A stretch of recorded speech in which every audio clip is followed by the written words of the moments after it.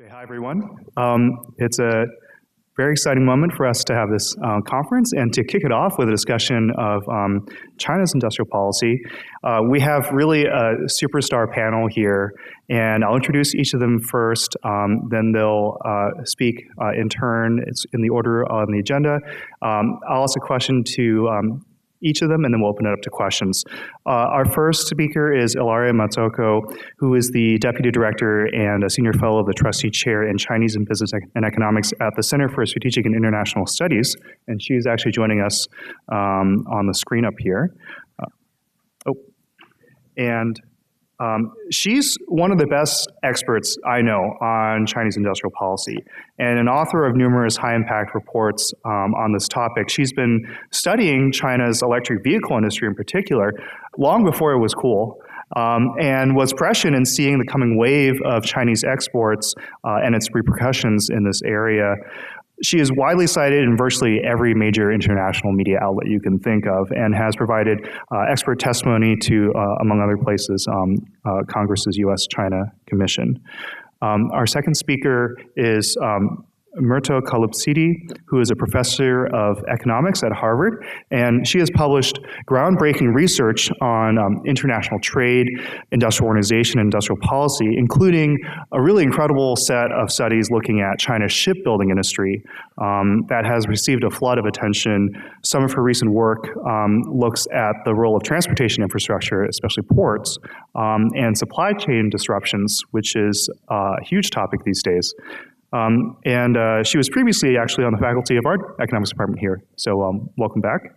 And Joanna Lewis is the Provost Distinguished Associate Professor of Energy and Environment and the Director of the Science, Technology, and International Affairs Program at Georgetown's Edmund A. Walsh School of Foreign Service. You know, when I think of research on China and clean technology, I think of her work first. Her books, Green Innovation in China and most recently Cooperating for the Climate, are absolutely foundational texts in the field for anyone interested in green industrial policy, also technology acquisition and learning more generally, and especially the role of international collaboration for countries across the global south. I would first turn to Joanna's work. So let's begin with Ilaria speaking up here on the screen.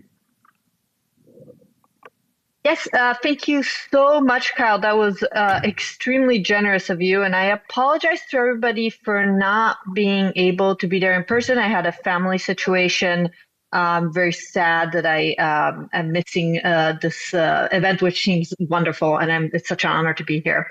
So today, I thought I would start by talking about something that's, I'm not going to say esoteric, but it's a little different for me, but I think will probably work well with the presentations of my other panelists that I'm so excited to be joining, and such an honor to be in the same virtual stage, if nothing else. So I was going to talk about how green industrial policies in China are really affecting how other countries can and do pursue green industrial policy, both in the developing world and in developed countries.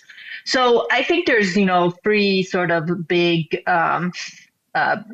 starting points to this. One is that green industrial policy has over the past few years become a very sort of popular concept, especially among policymakers.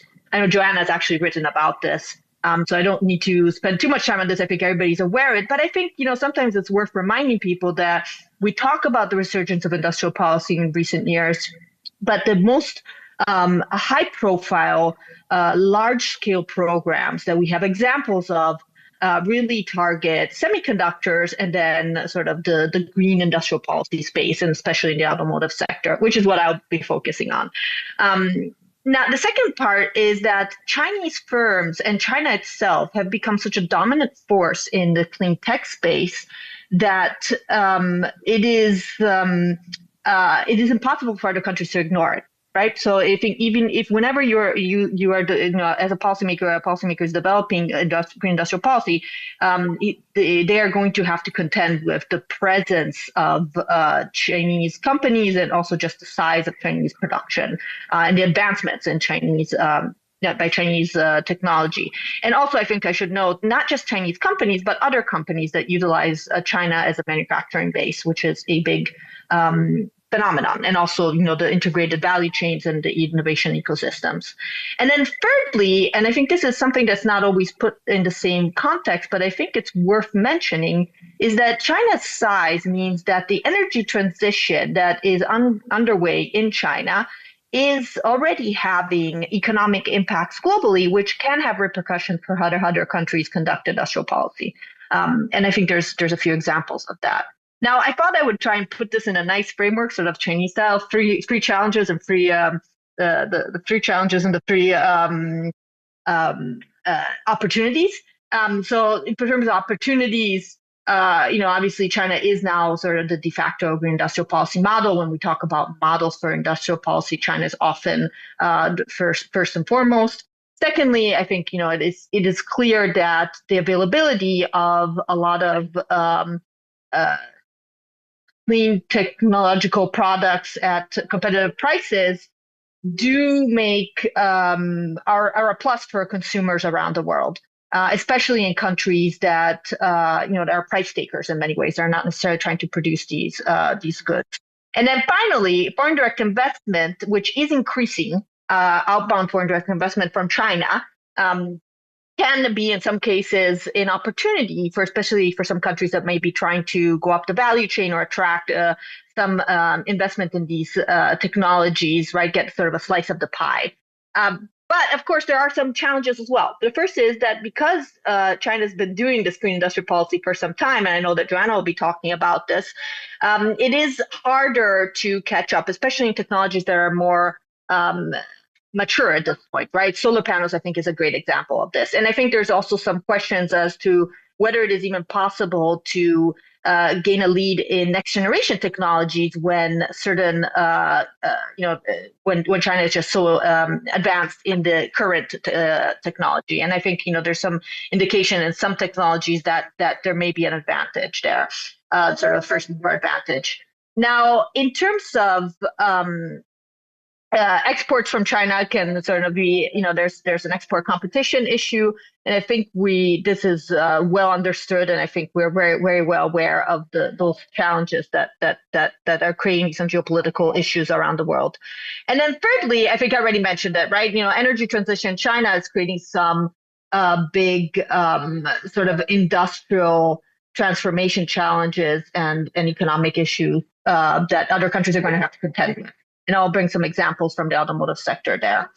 Now, I thought I would focus on the automotive sector because it is an example of something that is often categorized as green industrial policy. But whether or not you care about green industrial policy, you are going to have to, it is transformational to incumbent industries as well.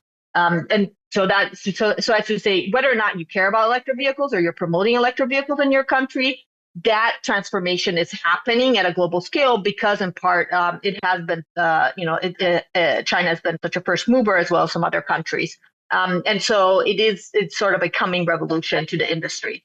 Now, I wanted to just sort of highlight the scale in China of this transformation, right? This is monthly data, and that's in thousands. So that's 1.5 million electric vehicles that were sold in China in December 2024, right? So that's quite significant. And in terms of sort of the global share, the sales share, in December, almost 50% of new car sales in China were electric vehicles.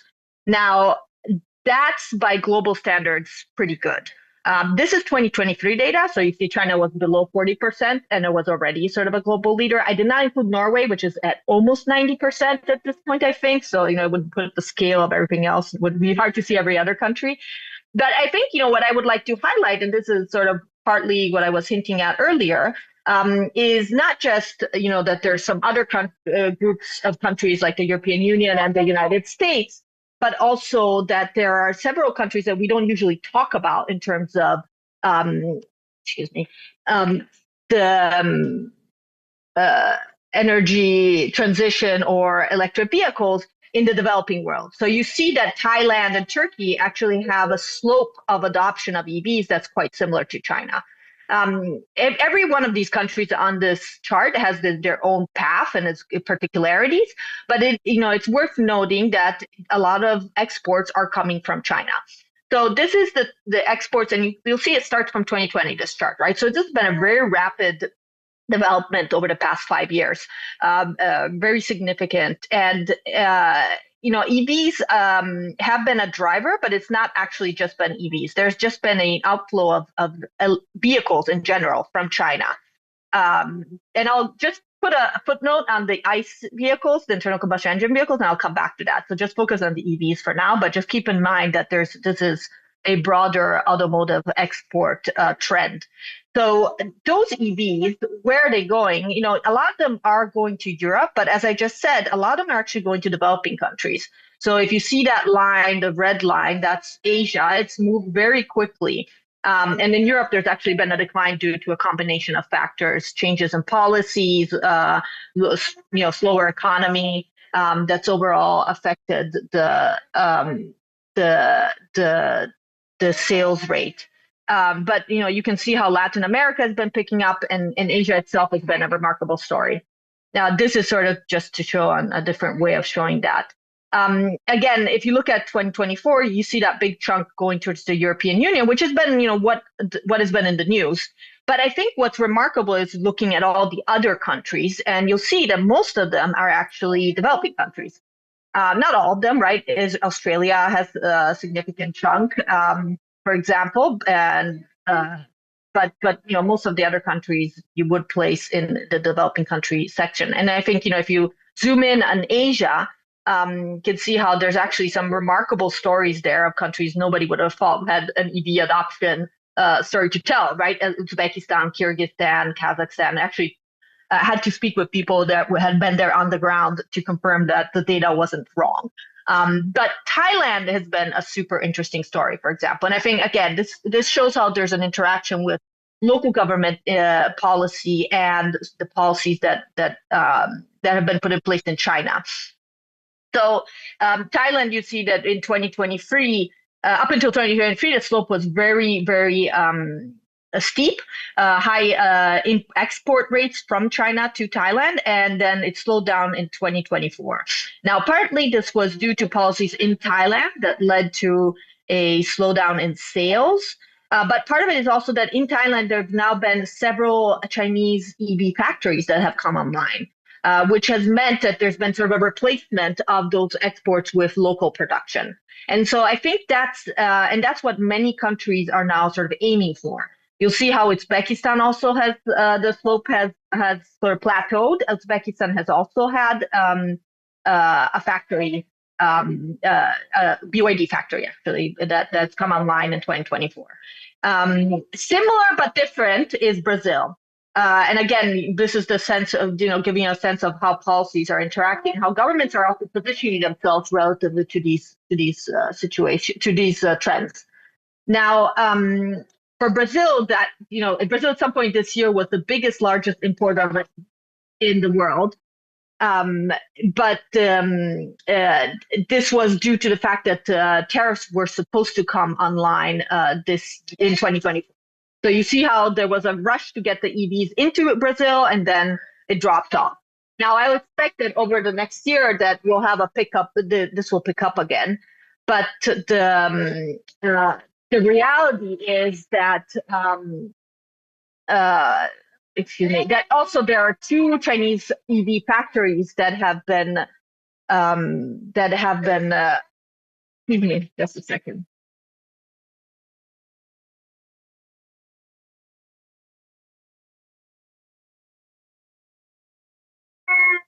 I apologize. This is why I couldn't come, was I have a very sick child. So this is how I'm going to present now is with my daughter. My apologies. So as I said, Brazil had this uptick in the exports from China that has declined. Now Brazil has 2 Chinese EV factories that are supposed to come online next year. BYD has had some very significant challenges. which we can talk about, but I think really highlight how Chinese companies are going to have big issues as they become multinationals. Now, Mexico is its own story, and I think would have been more similar to Brazil had it not been for the importance of the U.S. market, integration between Mexico and the U.S. market. And I think it's going to be very difficult for Mexico, frankly, to welcome Chinese investment moving forward. But I think, again, this is all to highlight how policies interact in these ways. Now, I'd be remiss if I didn't speak a little bit about Europe. And I'm sorry, I'm rushing all over the world here, but I just wanted to highlight how global these trends are and how they are interacting at different levels. Now, this chart, I will blame my co-author Gregor Sebastian from Merrick's, who originally came up with this format. It's really complicated, but I think it's the best format that I've come up with so far. So you can see what's really remarkable is that the changing balance of trade between Europe and China on the automotive sector has really been due not to a decline in ICE exports from ICE, internal combustion engine vehicle exports from Europe to China, but the imports of electric vehicles and increasingly internal combustion engine vehicles from China to Europe, right? So Europe is still exporting to China. It's just importing a lot more than it used to. Again, notice that this has been a very quick change since 2020. And I think just keep in mind, in the back of your mind, also the fact that there has been this rapid change in the market within China. And now, electric vehicles represent a very significant share of the market in China. Now, again, as the story with Brazil, Thailand, etc. Now, the big debate in Europe has to do with Chinese investment, whether or not to welcome it, how to structure it, what it's going to look like. And already you have some sort of initial investment that are being made, factories that are being built, some joint ventures, and some strategic investments. And of course, Volvo there is sort of special because it is a pre-existing European company that was then acquired by a Chinese automaker. Now, I think one thing that I wanted to highlight, and I mentioned this earlier, is that it's not just Chinese companies that we're talking about. It's also the Chinese manufacturing base and the Chinese manufacturing advantage. So if you look at the rates, and this data is not updated through 2024, unfortunately, because that would be really interesting to have. And we can see how the trend has changed. But up until 2023, there was a clear majority of exporters from China to Europe were non-Chinese companies. So Tesla, we know, represented a big share of this, but also some European joint ventures, including, for example, examples of popular European EVs that are made in China include the Dacia Spring, the Volkswagen Cupra, the smart car, the electric smart car. Those are all made in China and then exported back to Europe. So I think that sort of highlights that, and this is partly the complexity that policymakers have to deal with, where it's not just about shutting off access to Chinese automakers, but also thinking about domestic automakers that are reliant on Chinese manufacturing, which of course creates some difficult choices, given that the main reason why policymakers like the automotive sector is that it is it creates a lot of jobs. So if those jobs aren't actually being created domestically, it does. I think there are some difficult political choices there ahead. Now, again, as I said before, and I realize I'm rushing through a lot of things here, so hopefully there'll be time for some discussion. But there's the makeup of the Chinese automotive market has changed very significantly in recent years. So if you see that the EV auto market, which is very fragmented, and that is something that I think is worth keeping an eye on, I think at some point we should be expecting, at least in a normally functioning market, some consolidation.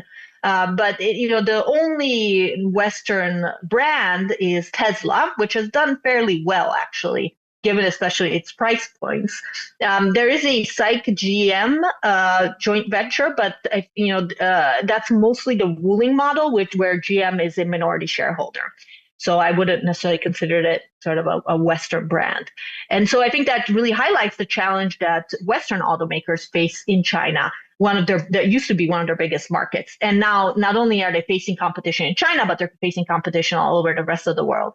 So and they're facing it both internal combustion engine vehicles and EV vehicles. So I think, this is what I was highlighting before. Even if you don't do green industrial policy or you don't believe in it, it's coming for you. And this industrial transformation is going to have a big impact in the automotive sector, which is a big manufacturing, a pillar of the manufacturing sector for many countries. Now, in terms of exports, again, I just wanted to highlight how there's this been shifting. Up until 2023, Tesla was actually the single largest exporter of EVs from China. But in 2024, that's changed. Tesla is still the second largest. But Chinese brands now make up a majority of all exports from China. Again, that's not necessarily saying that all of those are going to Europe, and Europe is probably the majority of where most of the Tesla's European joint ventures are going. But around the world, I think there's just increasing this presence of Chinese brands. And I should note the Geely there, right? Volvo is probably one of their major exports, which wouldn't necessarily always be recognized as a Chinese brand. And this was, looking again at the automotive market as a whole, and going back to that point of, it's not just EVs, but it's also internal combustion engine vehicles. China, this is in terms of value, right? China has been growing pretty rapidly. Again, look, 2020 is that inflection point that's played a very significant role in many of our lives as well. But, if you look at it by number of vehicles, China is now number one by far. And it's, again, grown very rapidly in a very short period of time, which I think has really sort of created a lot of, exacerbated a lot of sort of China's trade issues globally, right? And again, I highlighted earlier countries like Brazil, like Brazil or Mexico, but certainly there's plenty of other examples, Turkey and India, other countries around the world that are not developed countries. They have been introducing tariffs on Chinese vehicles, even though in many of these cases, these countries are actually very open and would welcome Chinese investment. So this is not necessarily I think, coming from the United States, the pressure or closure to Chinese exports has come with sort of a geopolitical package. And that's not necessarily always the case in some other countries, where actually it's more of a sort of industrial policy move to try and attract more domestic investment and protect the local industry. Internal combustion engine vehicles, again, I haven't spent as much time on this in the past, but it's becoming a very interesting story. So Russia is a very big part of this story, right? So as other automakers foreign automakers exited Russia, Chinese automakers went in. Interestingly, now Russia has introduced some taxes that are essentially tariffs on Chinese automakers, which is sort of an interesting story. But you can see how their exports have just been growing across the world. And again, these are internal combustion engine vehicle exports. Now, and I'm almost done here, but those exports, these are EV exports. And I just wanted to compare the price points just to highlight how competitive actually the internal combustion engine vehicle exports from China are, right? So you can see how the EV exports, very impressive price points, right? It's been declining slightly, but it's hovering around $20,000 per vehicle. This is very sort of rough estimate, right? This is literally value divided by volume from the customs data. But if you look at it for internal combustion engine vehicles, it's actually well below 15,000. So again, these are very cheap vehicles that are going around the world, and in some ways are creating a big dilemma, right? China is both enabling the energy transition, but also through its own energy transition, as less people buy internal combustion engine vehicles in China, these are being exported more around the world. And again, I'm not just saying these are not just Chinese automakers, it's also international automakers that are manufacturing in China. but it is, I think, reflective of the fact that the energy transition creates winners and losers. And if those losers don't actually start feeling the pain domestically, they could transfer it internationally. And because of China's size, this creates sort of big imbalances globally. So I think, that's just conclusion. I think it goes back to what I was saying earlier, where, China's both a model and a challenge when it comes to industrial policy. It can create some real opportunities for some countries, but it's also going to be, it creates also a very different environment for countries that are trying to pursue green industrial policy. And I think, thinking strategically about how to engage with Chinese leadership in this area is going to be really important, especially for countries that actually do have also geostrategic concerns when it comes to China and concerns about dependencies, such as, for example, the United States or the European Union, or, for example, Japan or South Korea. Now, I think the final point is there is sort of a question mark on how long can any country pursue industrial policy in a certain way, right? It is very expensive. It can create a lot of inefficiencies. And I think, that is just a question mark to keep in mind is, if countries enter into competition with China, what does that, how does that end? And, whether or not we can actually have this sort of high levels of competition rather than sort of a level more of a cooperative environment as it was previously is sort of an open question. I'll leave it at that. I know I probably went over time with my remarks, and I'm looking forward to the discussion later. Thank you. Okay. Thank you very much. Thanks for having me. This is such a great conference, and it's great to see this revival in interest in industrial policy. I suppose it's not surprising given everything that has been going on. I'm going to take a dive into a slightly more old-fashioned industry in these few slides. But let me start by just saying something obvious, and I think Ilaria also pointed this out in more modern sectors.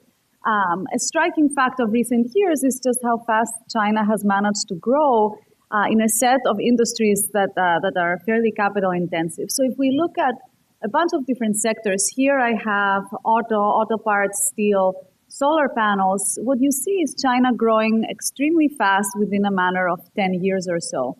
If I showed you China's share instead of level of revenue or output, you would see a striking feature, which is that in many of these sectors, if not all, what China managed to do is really become the world leader within just a few years. We just see its market share becoming more than half within a couple of years. I was going to show you EVs, but I think Ilaria covered that. If you look at EVs, semiconductors, starting in 2013 up to 2025 today, you're going to see very similar patterns. And of course, the speculation is that much of this expansion has been made possible through China's massive industrial policy programs. So these are implemented through many different policies. 5-year plans at the national or regional level are very well known, and they have for decades been setting specific targets. They have been targeting specific sectors. One of the more recent and most well-known ones is the Made in China 2025 plan. Here, China sets the goal of putting a major push in specific sectors, including robotics, aerospace, clean energy, EVs. Parts of shipbuilding are still in these plans, and actually China is already a world leader in sort of the latest generation ships and marine equipment. So a lot has been, and I'll talk about the specific case of shipbuilding in a few minutes, but in a lot of these sectors you see similar patterns. I talked about growth and China becoming the world leader. There is another pattern that exists in some of these sectors, less so today, and I'll speak to that a little bit later, which is that one striking feature of this growth is that it is achieved often through fragmented industry structure. What I mean by that is that in sharp contrast to Japan or South Korea, where you see a handful of big conglomerates like Samsung, Daewoo, being very big across many sectors, Here, we're going to see a large number of small firms, or we're going to see each region in China having its own solar panel industry and its own automotive industry. And so this is a very specific feature of or outcome of Chinese industrial policy. So one of the biggest questions, I guess, out there is what is the welfare impact of industrial policy? Okay, so we know this is happening, even though there is a resurgence today, it has never stopped happening. Governments have always had ways of promoting specific sectors, and they have always wanted to shape the industrial composition of the country. So what is the welfare impact? And it's hard to answer this question. There are two main challenges, I would say. The first one is that despite how prevalent industrial policy is, we actually have very little hard data about it. Okay, so it's very hard to know exactly what measures are in place and how big they are. This is partly because of international trade agreements that prohibit certain types of transfers. But there's also a lot of measures that are just very hard to quantify. So one example I like to give is that if you go to Toulouse and you see the airport, there is a huge runway which is able to land the biggest planes. And of course, the population of Toulouse has no demand for such huge planes. And the runway is so big because, of course, Airbus is there, and they want to test the new planes. So if this is a transfer, some sort of transfer, it is very hard to quantify the impact that it has, or even how big a chunk of the fixed cost is. The second challenge is that we need a way to calculate welfare. So a lot of work has looked at the impact on growth or even productivity, but when you move to welfare, you need to you're going to need to abide to some model, some quantitative framework, and there are a lot of challenges in doing this. There's a lot of choices to be made. You have to think about what the government is trying to do, how to incorporate this into an economic model. You have to think about details of a specific industry versus thinking about a cross-sector spillover, so it becomes complicated. But without this sort of approach, you wouldn't also be able to think about the effectiveness of different policies. So a lot of people say, we don't care about the question of should we be doing industrial policy or not, which is a big question in the economic literature. We should just be thinking about how to actually do this. So our research has been trying to address these two challenges. And the way that we have done this is to provide an empirical methodology that is based on a quantitative framework. And we have used this to measure subsidies, to quantify their impact on different things, most importantly, welfare.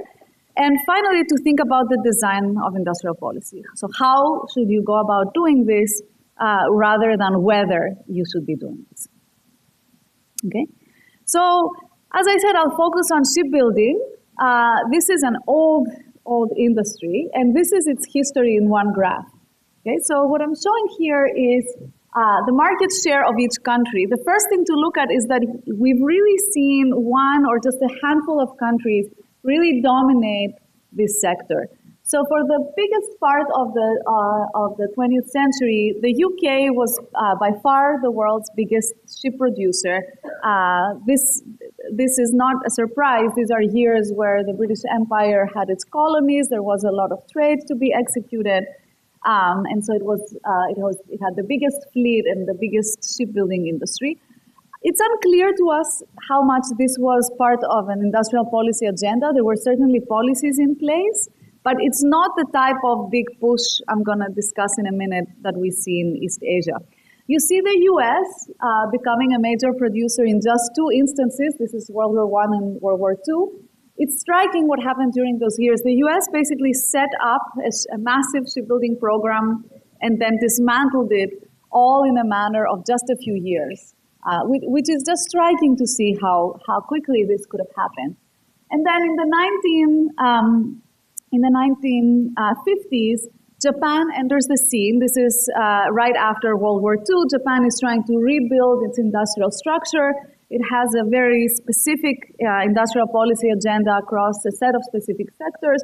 Shipbuilding is one of them, and Japan quickly becomes the world's leader of ship production. The most high-tech ships are built there. Until the 1970s, where South Korea enters in a very similar fashion. Shipbuilding is also part of a big push in heavy industrialization that is very famous. It has been studied quite a bit. What's very different about South Korea compared to European countries, the UK and Japan, is that this is the first time that a government targets shipbuilding as an export sector. So this is the first time that the maritime fleet, which was very important in the UK as well as Europe and Japan, is just not a big deal for South Korea. The vast majority of South Korean ships are being exported. And then this continues. Japan and South Korea are in fierce competition with each other until the mid-2000s when China enters the scene. So what happened in that time? China, for the first time in the early 2000s, appoints shipbuilding as a sector under its direct oversight. 2006 is the first year where really they say this is a strategic sector for us now, we're going to guide its development. As you can see, there is a series of different policies that were put into place. I want to guide you through just a few of them. 2006, as I said, is the first time that we really see a big change. You can really see in the data very clearly what happens after that. So in the very first plot, I'm showing Chinese market share. You can see just how quickly it rises and how sharply Japan's share and even South Korea's are falling. The second panel shows entry of new shipyards. There was a massive entry wave. There was something like a 300% expansion of new shipyard facilities at the time, and this is actually a really striking feature of this industrial policy that I'll come back to. And you can also see a sharp rise in investment. This sharp rise in capital investment is in both existing firms and new firms. So there was, it's clear there was a lot of growth.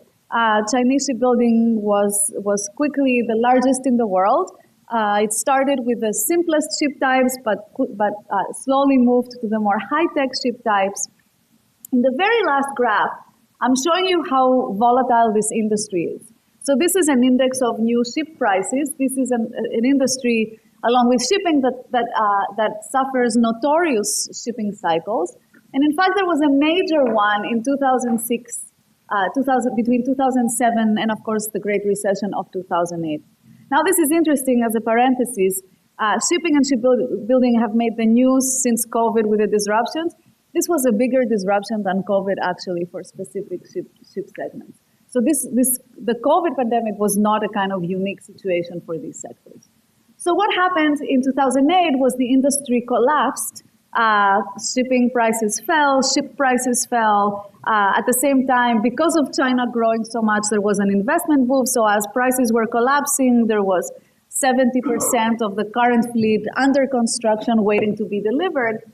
China realizes this. So this is kind of a good example of the government kind of learning. And in 2009, they issue a new policy that says we stop entry of new firms. And then in 2013, they push even further with consolidation industries. They issue a whitelist, and they say from now on, support goes only to firms that are in this whitelist. And this is something that they did in many other plans. It's a much more recent trend. Made in China 2025 is actually much closer in spirit to these types of policies than the fragmented structure we see here with this really big entry wave of firms.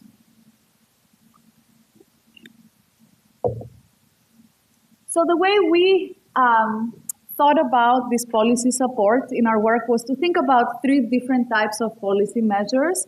The first one you can think of as production subsidies. So these are subsidies that are going to lower production costs. So in this case, this can be cheap steel that goes into ships or other types of inputs. It can be export credits. They can go to a Greek ship owner and they can say, we're going to give you a very favorable loan if you decide to buy a ship from us. It can also be capital subsidies. These are things that are going to lower investment costs. So essentially, these are cheap loans from regional or national banks.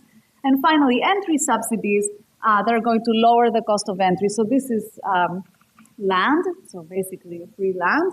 But it can also be things like simpler registration procedures and stuff like that. Okay, and this particular program had all these three types of subsidies. One can start thinking about which one of these makes sense, which ones were less of a good idea. So to come back to the main question, what was the impact of this industrial program? I'm only going to say this half a slide on how we actually did this, and I'm happy to talk more about it. But at a high level, the idea that our approach is to write a quantitative model for this industry that fits the specifics of this industry as well as possible, bring it to very rich firm-level data from this industry.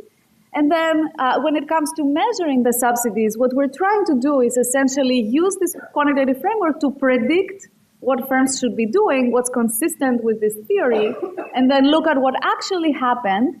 And to the extent that we see overproduction by China, argue that this is due to subsidies. So the idea is to kind of estimate the cost structure of shipyards and see whether it exhibits breaks, whether it goes down inexplicably when the policies are coming into effect. And then we're going to use this framework to make predictions about what could have been done better, so different policy design, and to quantify the impact of the policy. Okay, so a few findings. So first of all, how big were these subsidies? The answer is they were massive. They were about, they kind of amount to 11 billion annually, which you should think of as about half of the size of this industry. And of these subsidies, about 70% is entry. So the biggest chunk was given so that new firms could start operating. Now you can ask, okay, the subsidies were big. How successful were these subsidies? A first cut at this is to look at output, okay? And in terms of growth, it certainly seems like they were very successful. We saw in the previous graph that Chinese output grew considerably. China's market share grew very quickly, and China became the world leader. So market share almost doubled. Definitely, if you think about output, they seem successful.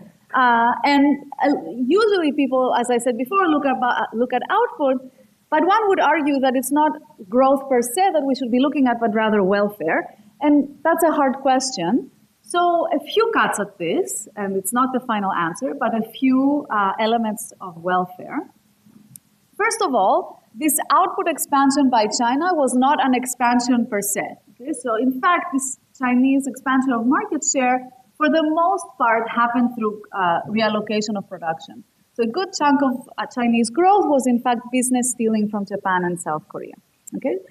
At the same time, prices went down dramatically.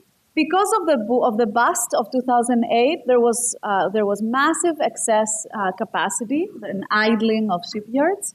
And at the same time, there were very minor consumer surplus gains. In fact, Chinese buyers are a very small chunk of this. So domestic consumer surplus is not really a serious consideration for the Chinese government here.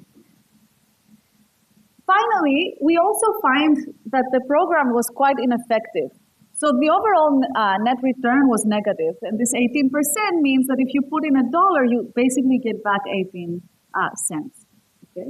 Now, why you may ask, why is this the case? Mostly because of entry. So what we find is that because of the fact that the biggest amount of subsidies were entry subsidies, and entry subsidies are very wasteful, the overall return is quite low. Why are entry subsidies very wasteful? If you think about it, consider a firm that is deciding whether to enter or not. There is a threshold for the entry cost beyond which you're going to enter and under which you're not. So what entry subsidies are doing is they're saying it doesn't cost you $100 to enter, it now costs you $50.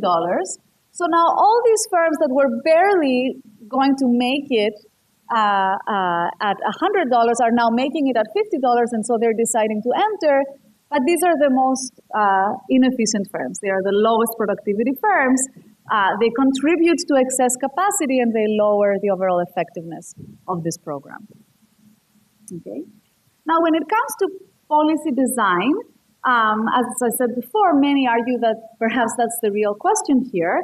There's a lot of questions that one can ask. You can ask, out of these different types of subsidies, which ones make sense, which ones are effective, when should you actually subsidize? Should you do this? Should subsidies should they be pro-cyclical or counter-cyclical? Should support be targeted to specific firms? For how long should you continue for a program?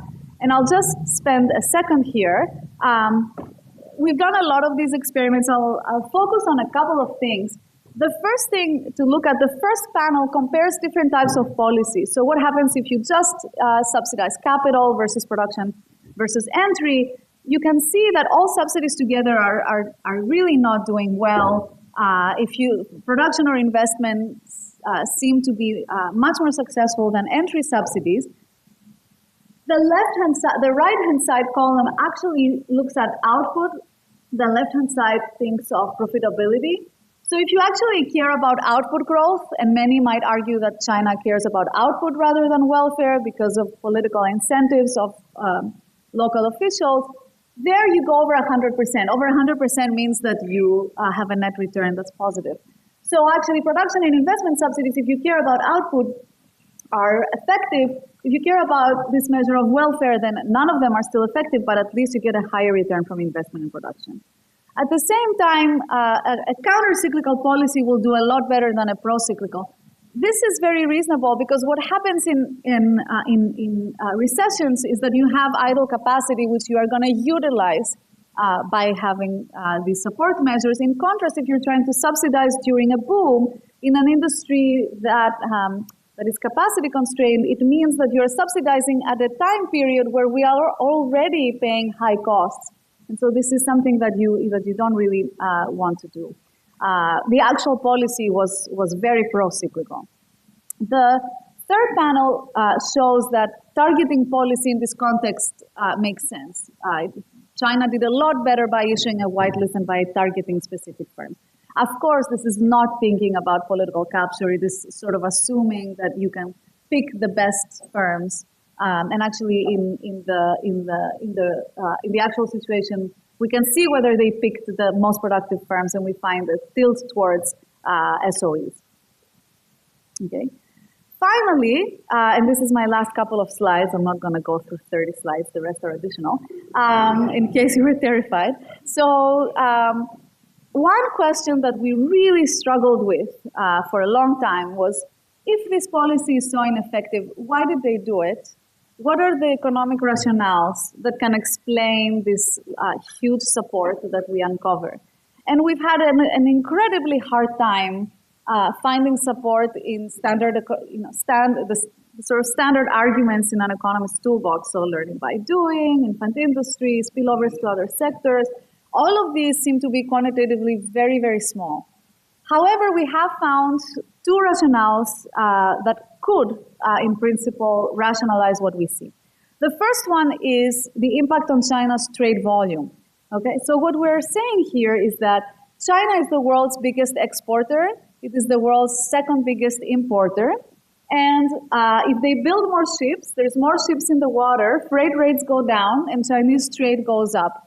By back of an envelope calculation, we find about a 5% increase in overall imports and exports, which of course is very large. It's large enough to explain potentially what we see, even though again here we're not doing a welfare calculation for this increase in trade. The second consideration that could potentially make sense is military. So we looked at whether shipyards the biggest shipyards that produce commercial ships also produce military ships. And after finding some data on military ship production, what we found was that all of military production happens in the same shipyards. It happens in two of the largest state-owned conglomerates that produce commercial ships. And we also see this correlation that military production increases at the same time. Of course, this is not sufficient. It's a correlation, but I'm putting it out there as one possibility. Okay. And more or less, this is what I have. That's wonderful. Thank you very much. Other way. And now we have Joanna Lewis from Georgetown.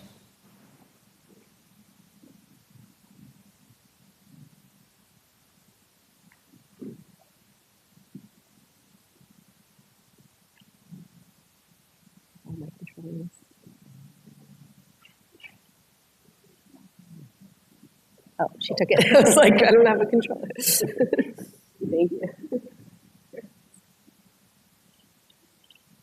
I'll just present the rest of the slides on shipbuilding. Let me see here. Okay. Hi, everyone. Thanks so much for coming. And it's a pleasure to be on this panel. And thank you so much, Kyle, for the invitation. So I wanted to take us back to China's clean energy industries and talk a little bit about sort of the broader context for why does China do this? Sort of why did they get involved in these industries in the first place? What's worked and what hasn't in terms of their industrial policy interventions? And then now, how is the rest of the world starting to react to this in terms of the broader geopolitical tensions that China's rise in these industries is creating overall? So of course, China plays a really important role in the broader low carbon transition. It's the largest emitter in the world of carbon dioxide and other greenhouse gases. It's now become the largest emitter of almost every clean energy technology that you could name. Of course, EVs is the most recent, as Ilaria talked about, but wind, solar, not just solar panels, solar hot water heaters, concentrated solar thermal power, biomass technology, hydropower technology, pretty much anything you can think of, China pretty much dominates globally. And China's approach to how it's entered these industries has created these broader sort of geopolitical tensions and barriers. The way they've implemented industrial policy domestically has restricted market entry and restricted trade. And this is sort of, again, it's good for building domestic industry. It can be bad for competitiveness and particularly global competitiveness and opportunities for exports. And as a result, a lot of these clean energy industries I just mentioned have, of course, been targeted in recent years, for example, by tariffs and other measures by particularly the United States, European Union, and some other countries. So now that China, has become the leading manufacturer in a lot of these key technologies, as of 2010, I should mention China doesn't just manufacture these technologies for export. They're actually using them and deploying them domestically. And China is by far the largest domestic user of most of these clean energy technologies as well, and have been for about 15 years now. They are developing, clean energy projects larger than anyone else in the world. It's really become a fascinating test bed for how you integrate large amounts of renewable energy in the grid. The challenges that China's facing, other countries are now really learning from the experimentation that China's been doing in this sector. And then just last year, they invested about $940 billion in the clean energy sector. This is actually an interesting number because it's nearing the scale of total global investment in fossil energy. If you sort of think of, clean energy versus fossil energy, this is not a niche industry, right? In terms of annual basis, we're starting to get, China alone, I should say, has almost surpassed total global, and clean energy overall is larger than fossil. This doesn't include existing plants, of course. But new investment really is tipping in this direction, and China's playing the most central role. So I often get asked sort of why is China doing this, right? Like why has China entered the clean energy sector in such a large way? And I think there's a variety of reasons for this. A lot of this is about broader structural change that the government is trying to bring about in its economy. Really moving away from the more energy-intensive, heavy industrial sectors, iron, steel, cement, et cetera, towards these more higher value-added industries that are also of global strategic importance. And a lot of these clean energy technologies are on that list. The government specifically in a lot of their early economic and innovation plans going back 10, 20 years, identified a lot of these clean energy industries as strategic and emerging industries. We're subject to a lot of the policies that you've heard about so far. State, of course, the Chinese state can intervene very directly in the industries when it wants to. And it very clearly sort of laid out, the clean energy industries, they call them the new energy industries, are really sort of part of the strategic economic transformation. It's also part of China's push to become a more innovative country, right, and become less reliant on foreign technology. A lot of these industries were built with foreign technology through technology transfers and partnerships.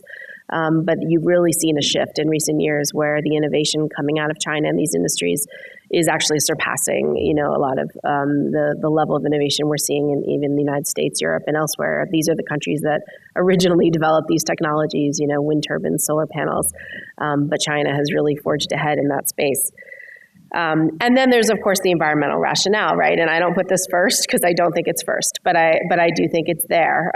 You're aware China has had very severe local air pollution problems, and transitioning to, both to renewables and then just electrification more broadly that will be eventually powered by renewables, including for transport, is really important for addressing local air pollution. And then climate mitigation, right, is also a key part of this. As China is the largest global emitter, there's a lot of international pressure on China to demonstrate, progress in its low carbon transition, emissions reductions. It's taken on very ambitious pledges in that regard, but again, it still continues to build coal plants, and so it's still sort of unclear which is going to win out. Energy security is another, reason why renewables are beneficial, not just for China, but for all countries. You're not relying on imported fuels, right?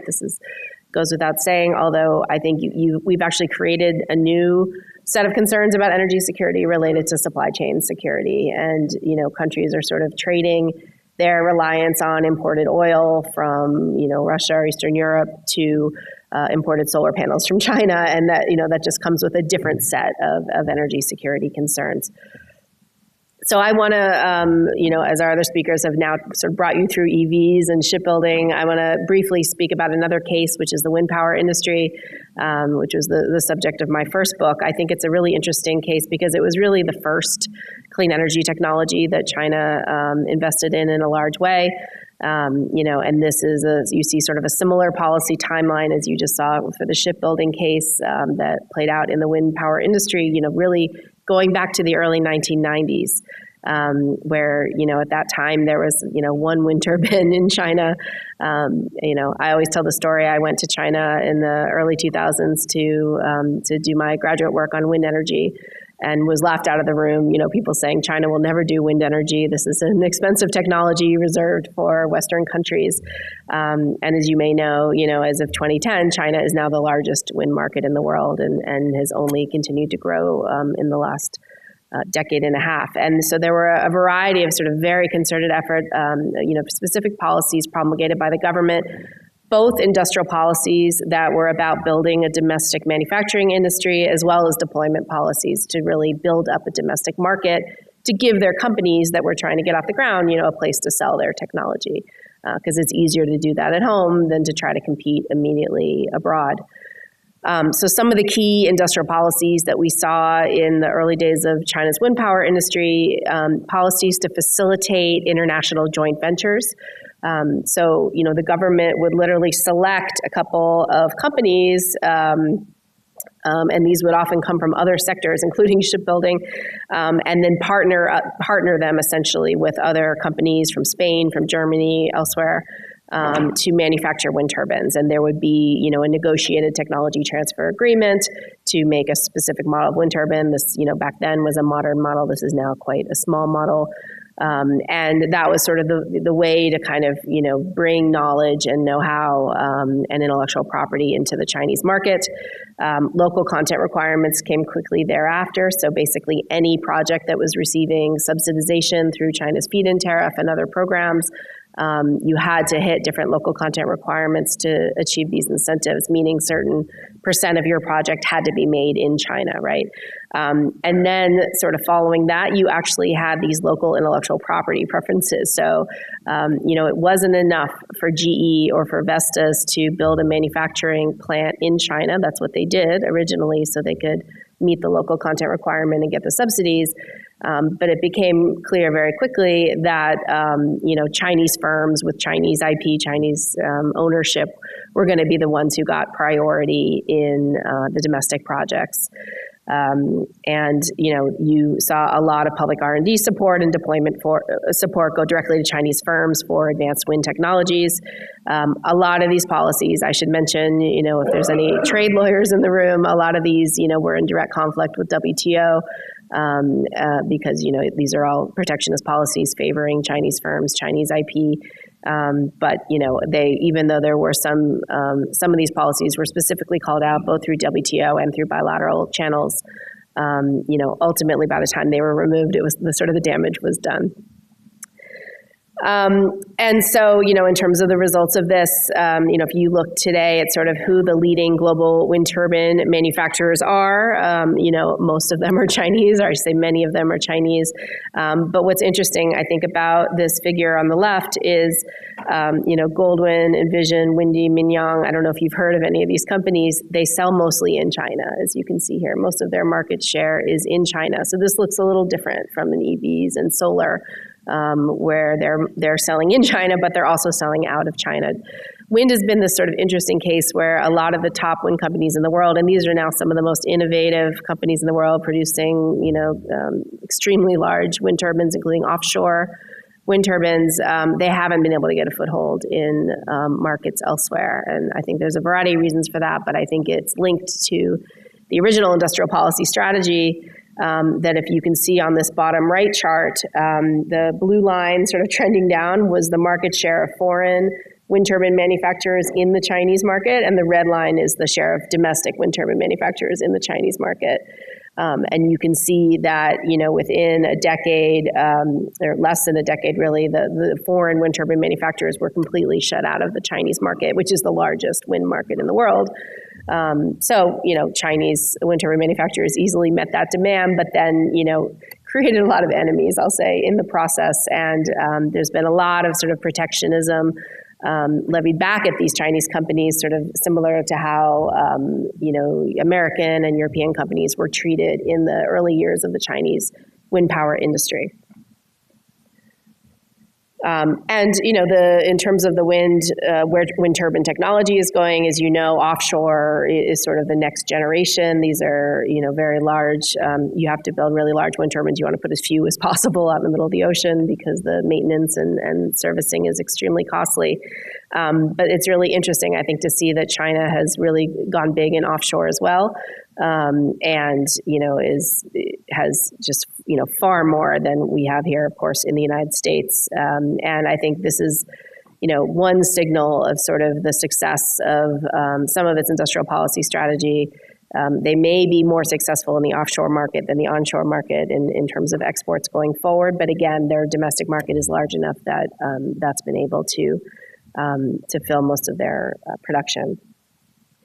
So in terms of what this sort of means, for the rest of the world, meeting global climate goals is going to require a massive scaling of clean energy, right? We know this sort of in the coming decades. There's going to be a big market. You're looking at tripling renewables by 2030, an 8-fold increase by 2050.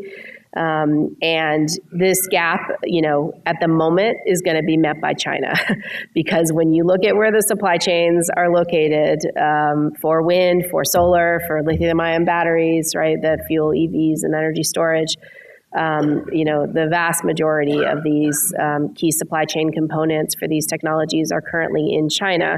And on the right is showing you a lot of the rare earth mineral inputs that to a lot of these technologies, including batteries, wind turbines, et cetera. So this creates this situation, right, where American policymakers and European policymakers, they look at this chart and they say, okay, we want to move forward on a low carbon future, or some do, but we don't necessarily want to get all our solar panels and EVs and wind turbines, from China. For security reasons, for, a variety of sort of strategic economic reasons. And right now China is getting those jobs, right? A lot of these countries, if the plan is to sort of transition out of the fossil fuel sector, you want new jobs, you want new economic growth that's going to replace these industries. But the factories are going in China. And this chart's even a bit misleading because some of these factories that are being built in Southeast Asia, for example, are actually owned by Chinese companies, right? So the global footprint that China has in this industry is even broader than just in the Chinese mainland. So this brings us to sort of the global rise of green industrial policy that we've been talking about, right? I think, you have this sort of catch-22 where countries, they want to have climate ambition, they have ambitious climate goals, but they're directly linking those to their domestic industrial development goals. Because essentially, in order for countries to get the political support necessary to pass climate legislation, they need to promise their constituencies job creation, economic development, right? This makes sense. As well as sort of domestic technological progress. And this compels direct interventions and protectionism because those jobs aren't necessarily going to go to countries other than China. China makes these things very cheaply, right? There's a lot of reasons why this sort of manufacturing scale has led to China to be so successful, put a lot of companies out of business. But so this is why you get policies like the Inflation Reduction Act, right, which are is arguably the largest climate bill to ever pass, bipartisan support in the U.S. Congress. But it's inherently an industrial policy, right? It's not a cap and trade measure or a carbon tax. It's about creating clean energy manufacturing in the United States and clean energy jobs in the United States, and that's why it was able to pass, right? And so you have the situation now where, especially as U.S.-China relations are getting worse. And China is so central in these supply chains, these policies are basically a direct response to China and sort of trying to directly compete with China in these industries. So you see the IRA in the US, you see similar policies in the EU, in Canada, and all over the world. So some of my research has looked at, why or which types of policies are most prevalent in the renewable energy industry. I don't know if you can see this when you're sitting. I apologize for the small font, but essentially anti-subsidy measures, non-tariff measures, anti-dumping. A lot of sort of trade-related policies at the border to discourage imports and promote local manufacturing. And this is sort of looking around the world at what types of industrial policy interventions are being used in the clean energy sector. And then, which countries are sort of deploying the most types of policies, sort of in terms of, in this paper, I sort of look at deployment policies and industrial policies separately. Deployment policies being things like a renewable portfolio standard or feed-in tariff that are just concerned with promoting more renewables, whereas industrial policies are actually concerned with where they're being built, where the manufacturing is taking place.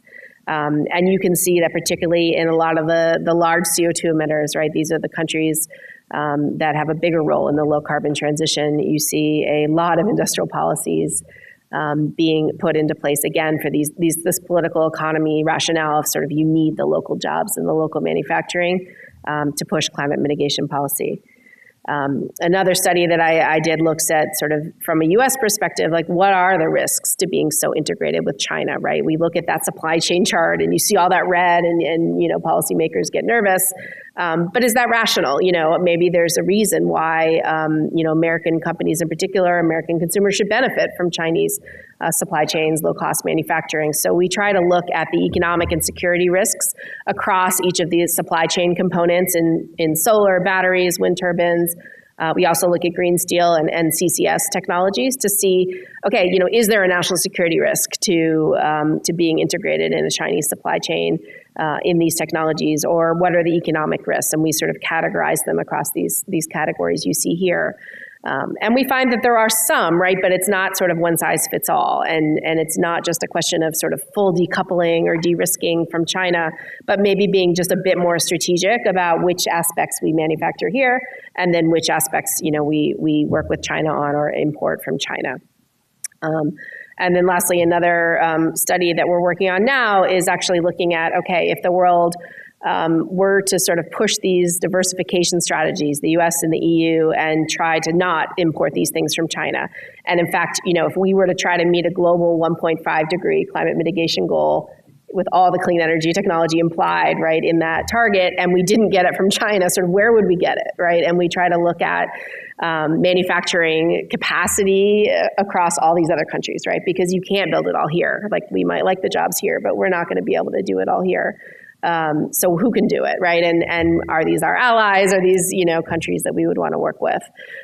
So these are the sorts of questions that we're looking at in our research.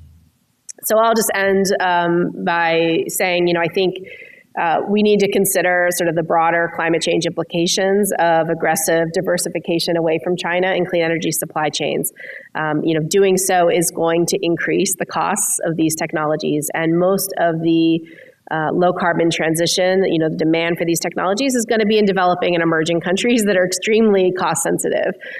It's not realistic to think that, the United States is going to start manufacturing solar panels again and sell them to Africa, right? I mean, there's just so much cheap solar coming from China, and a lot of these countries need that. And in many ways, if we care about climate change, we should consider the trade-offs between that and then, sort of our domestic economic concerns. I think we can balance both. I think we can look at ways to reshape global supply chains that allow both China and the rest of the world to take advantage of new markets. These are growth industries, right? So we're not fighting for sort of, a shrinking pie or a state, this is a growing market. And lastly, I think industrial policy can be part of the answer, but it's not necessarily the answer. It can be used in a way that can really be detrimental, particularly globally. I mean, I think the Inflation Reduction Act, which I know we're going to talk more about tomorrow, it was effective for the U.S. Not a lot of sort of concern about the global implications of what's it going to mean to reshore these things in the U.S. How is this going to affect the cost of these technologies globally? Lastly, with the China wind case, right? I think some things worked really well, but when you shut your foreign competitors out of the market, you saw a lot of problems with the technology. Just not a lot of competition. So you're putting wind turbines out in the field that are not necessarily ready for prime time. And there were a lot of examples of that from the start. So anyway, I'll talk there and look forward to the conversation.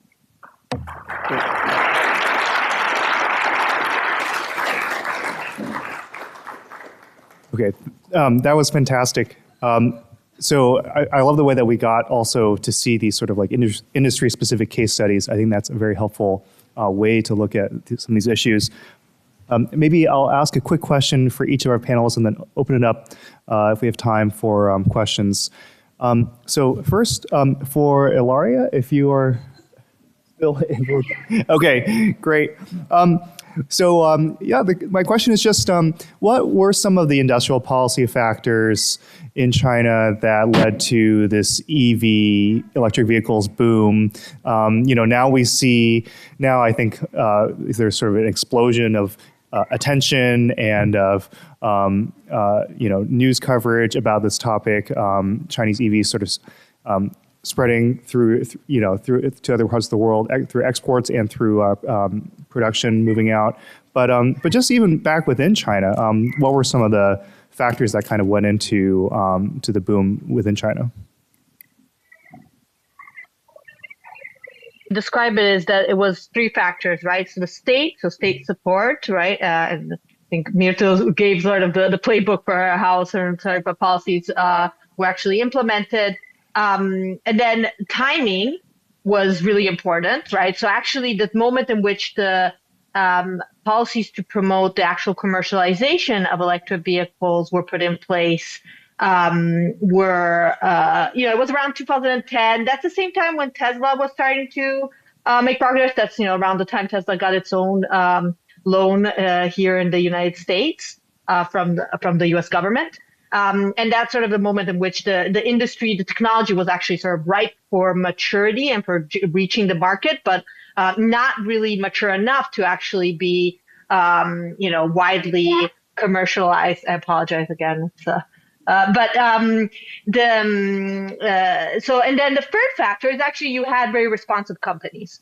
So I think that's worth noting because industrial policy does require, successful industrial policy does, especially when it's industrial policy in an area where there's innovation involved and upscaling, you do need some, responsiveness on the part of companies, right? And that's sort of that's the bet with the Inflation Reduction Act, actually, in the United States. And of course, the Inflation Reduction Act also relies heavily on foreign direct investment. And there was foreign technology also that was quite important in the Chinese EV sector. But I would say, if you didn't have a company like BYD that was sort of ready to go and already sort of lobbying to receive support, I don't think we would see the BYD we have today, right? It's not that the Chinese government engineered BYD. It's more that BYD was there, sort of cooperating with the local governments, especially to try and get the best policies possible to move forward. And I think if we need to add a fourth element, it's sort of patience. So actual sort of long-termism and reliable policies. Of course, there were ups and downs. There was a moment between 2012 and 2013 when EV subsidies were almost scrapped altogether. What a different story we'd have today if that had been the case, right? And that was because at that point, it didn't seem like EVs were really selling very well, and there wasn't much potential for them. But the government kind of stuck to its guns, reframed the policies. Local governments were really important at this time, and I think moved forward. So I think there's all these different factors that kind of collided together. And I think if you want to look at examples of failed industrial policy, that's actually really interesting, right? And I think the timing in which, the moment in which you look at a policy determines also whether you think it's successful or not. But I think, there's obviously a variety of different measurements that one can look at for success. But I think, EVs looks like such a successful policy right now because I think that you had various elements that combined work together. That's very helpful. Thank you. Myrto, I was wondering if I could ask you a question about sort of upstream and downstream spillovers. So I think, either in the case of the shipbuilding industry in particular, or just sort of thinking about industrial policy more generally, because this is often an argument that's made where, even if a specific industry, there might not be sort of the ROI to justify certain subsidies or investments that if you zoom out far enough, and this is sort of like how far should one be able to zoom? At some point, could you justify anything by saying that it will have some benefit to the economy overall? Just sort of how should we think about some of these issues? Thank you. So that's a great question and a very hard one. So the very narrow answer is that in shipbuilding, we kind of looked at input-output tables and realized shipbuilding is very small if you look at overall steel production. It's also not exported. It's also not. It's also final good. So there's no. But it's actually one of the aspects of our study that I think one could do much more work to understand better. And there are arguments about different parts of the ship that are very high tech that maybe there are actually externalities because workers learn to do tasks and then they move on to other high tech industries. So I actually think that's a space where a lot more could be looked at. This goes also back to the challenges of economists that it's hard to do both one industry very well, but then also be able to open it up to many other industries. Finally, in our context, I also think that the two rationales we find, in some sense, you could interpret them in that way. So the military output, in some sense, is like a sectoral linkage. But also the impact on trade, China's trade, we also saw as one form of a sectoral link, but very loosely speaking. More generally, I think you're right. I think if you start looking across sectors and these spillovers, you may be able to find many justifications that otherwise seem off. But I think you have to look at a specific setting to figure out what the situation is.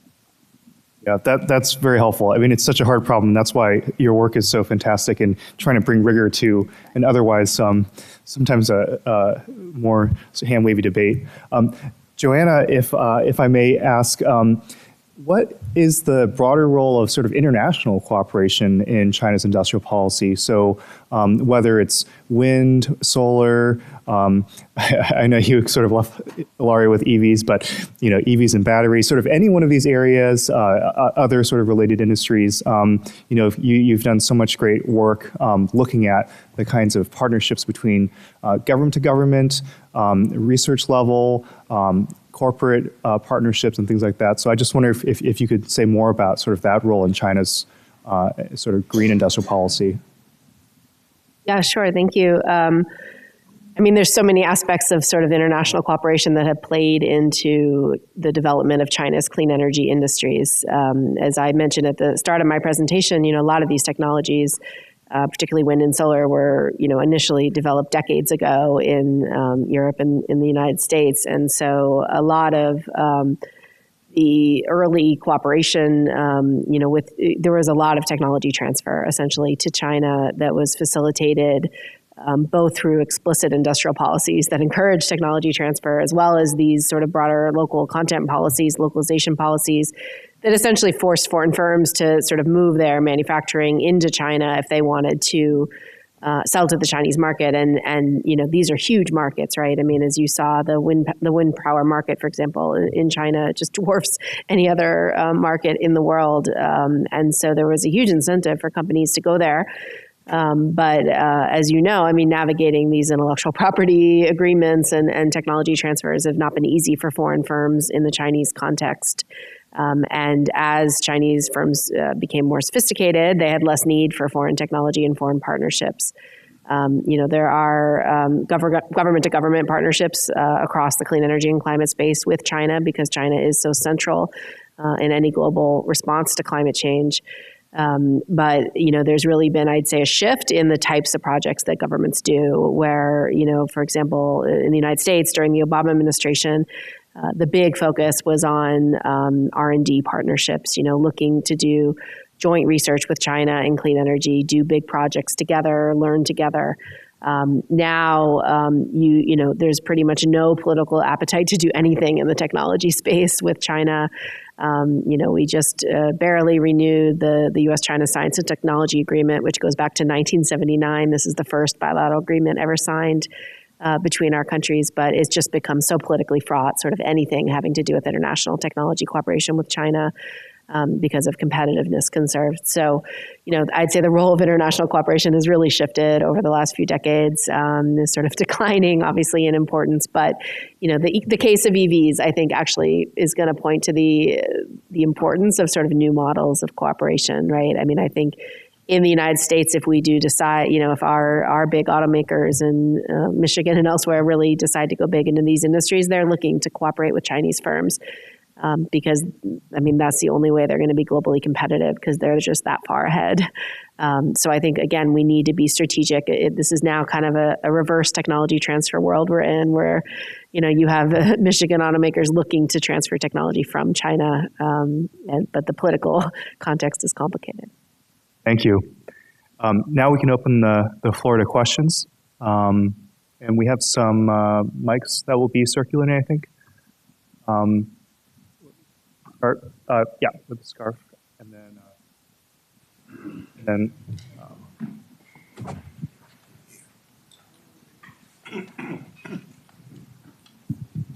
Hello. Yes, this question is addressed to all three speakers.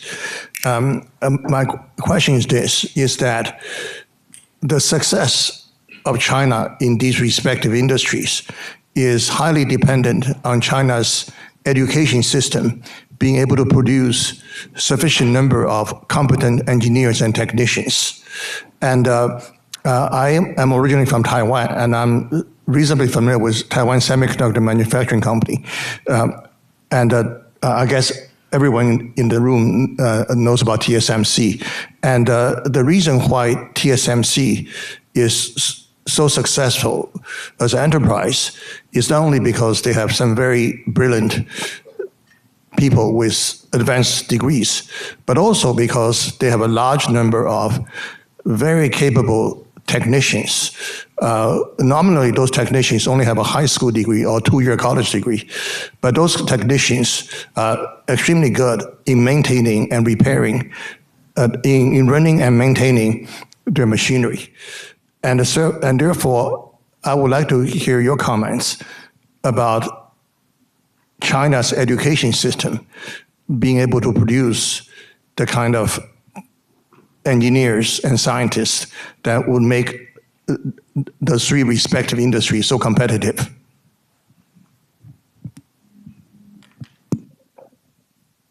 Okay. Maybe we should do a few questions together. So you, and then you're next. One gets two impressions from the three presentations. The first is in terms of depth and breadth and the numbers, it's stunning. And the second, in terms of sustainability, especially in the shipbuilding part, it looks like a house of cards. So would the speakers comment, is this thing sustainable? Can you keep on supplying 18% negative return? Can you keep on building EVs at $10,000 and make money?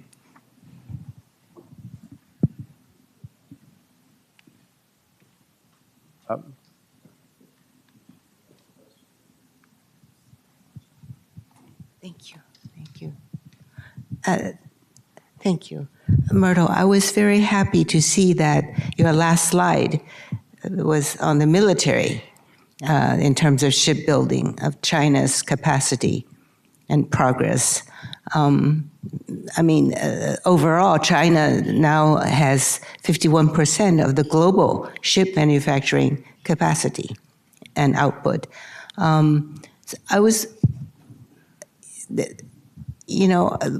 am concerned about what does that mean for the U.S. National security and national defense, because our Navy, most of our naval ships are over 20 years old, and we lack the capacity to build more, and we're wondering whether we should talk to Korea and Japan to help us build. But then the trade-off would be we have to give up our secrets, right? The technology secrets. So we're in this dilemma, and so where does that leave us? In terms of, say, the rise in China's capacity, and what does this mean, the implications for the U.S. national security and defense? They now have equivalent bomber planes that can carry and drop bombs on Hawaii without being detected. So then, do you think that we should, as a response, have some kind of a military industrial policy for the U.S.? And anything you wanted to say about the Chinese military industrial policy would be very, very wonderful. Thank you. Okay, who wants to start first? A couple of things for the last two questions. So for the military considerations, I am reluctant to take a stance on what the U.S. should do or how much this is indeed why this program was in place. I think it's very interesting to see this pattern of military production correlating with commercial production. And there is right now actually a lot of discussion about reshoring shipbuilding in the U.S. This is partly because I think there's been a realization that a large part of the infrastructure of the supply chains, the literal infrastructure, the port cranes, all the machinery that is needed is all built in China. And now there is this political reaction that we should, for example, reshore much of this production here. I think it's a very hard topic and a very interesting one. And we have not done research on it, so it's hard to say something very substantive. I think it's interesting how quickly the U.S. built a shipbuilding program in the two world wars. We've actually seen time and again that you can build a shipbuilding program very quickly. This might be very different than other industries that we've discussed today. Restoring these industries, I think it's a tough question. And I think to answer that, you really need to go back to the struggle that we've had as researchers of what are the objectives. how much of this is pure economics, how much of it is geopolitical, is it you care about resilience, and according to what your objectives are, you have to think through all the trade-offs. I think it's a very hard and important question that I think we don't have enough brain power working on it, partly because it's difficult. And one word to how long. I think that's another excellent question, and also a puzzle, which, not to repeat myself, again brings us a little bit to what the objectives are. To the extent that economic rationales don't seem to fully explain what we see. I mean, if they did, imagine how large inefficiencies would have to be. That if you, like, how much would Chinese growth be if we were actually eliminating also standard frictions in a sense? So I think it's hard. I think it's a hard question. I think shipbuilding provides a very nice example of the government learning on the job and changing the policy response when they see sort of the idle capacity in the recession. Then they change their course of action. They start targeting specific firms, for example, and all these reactions are showing that there is learning on policy making. But I think it is an interesting question that does relate to what the objectives are.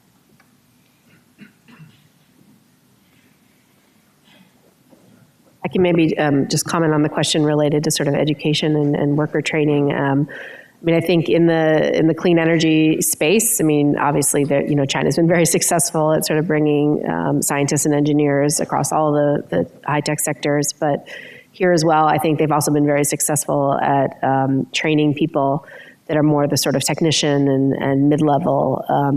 There's lots of training programs available to move into these industries.